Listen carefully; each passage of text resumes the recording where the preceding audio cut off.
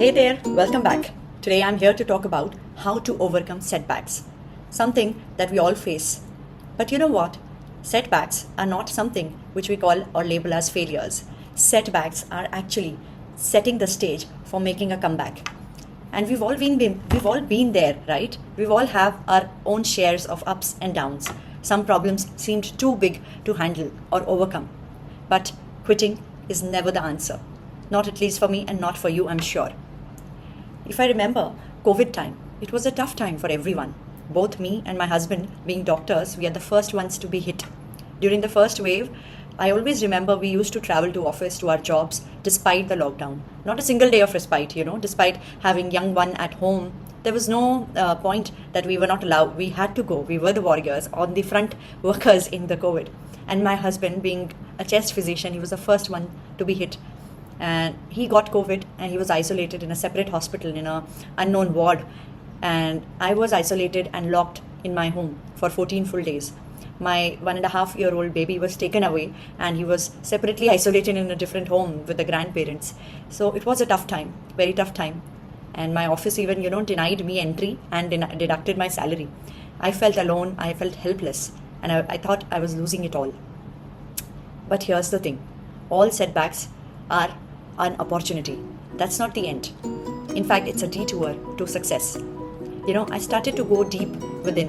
When I was alone, I was helpless. I delved into meditations, into chanting, into other spiritual practices that could help me elevate and live through that tough time. It was as if, I was gently being nudged by the universe to change direction, to choose a path which was a bit different from the present one, to come back stronger and to work in a field that I was really meant to do as a part of my life purpose. I couldn't see the big picture then that I see now.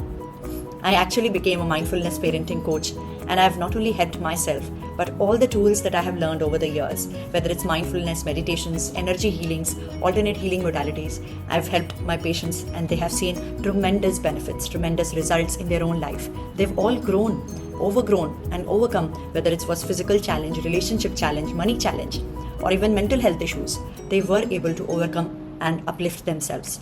So that's the power of a setback that we're talking about.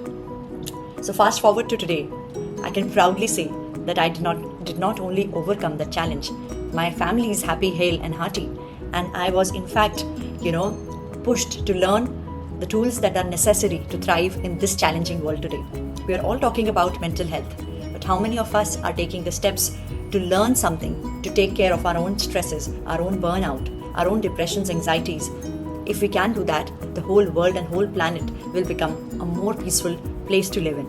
And I can say that, friends, with experience, the way you invest in your growth, in your professional, in your education, you must invest in safeguarding your mental health, in elevating your emotional health, and you will do wonders in your life. Nobody can stop you from achieving the dreams, desires, and successes that you are meant to have. So with that, thanks for joining me today. Stay tuned for more tips and insight. Thank you. Bye-bye. Namaste.